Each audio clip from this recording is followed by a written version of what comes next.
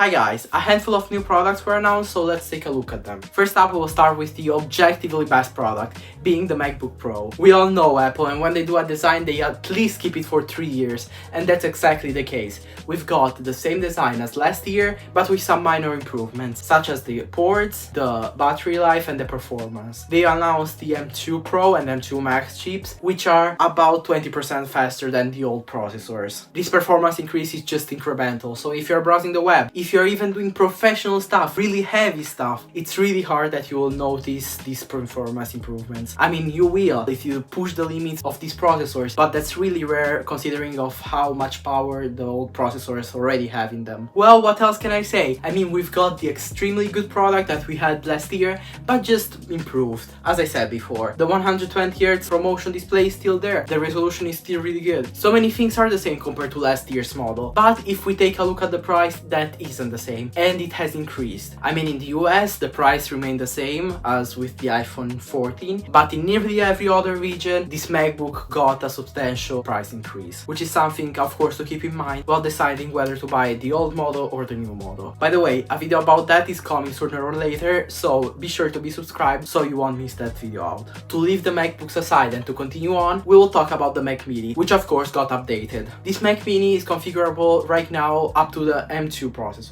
which is really good if you were to ask me. I mean, now you can work on really heavy projects on a really lightweight machine that you can easily carry on around even if it's not a laptop. So it's really good. There isn't much to say here either. I mean, the design is still the same thing, the ports nearly the same thing, and basically the whole product is really good. So if you want something that can sit on your desk and is also powerful, I would strongly consider that. But of course, a video comparing the M1 Mac Mini to the newest one is going to come out, so again, subscribe so you don't miss that. Surprisingly, the HomePod got updated as well. Now, there isn't much to say here either. I mean, we've got a temperature sensor as well as a humidity sensor, and we've also got a really good sound improvement. But a lot of people, myself included, do not think that this HomePod will succeed. Why? Because it has a starting price of $300. I mean, that's a lot of money for a HomePod. If you look at the competition, they have really good smart speakers for $100, the same price as a HomePod Mini. So you can really imagine how people are not willing to spend that much money and would rather prefer going for the competition. I hope I could inform you about the new products with this video, and see you in the next one.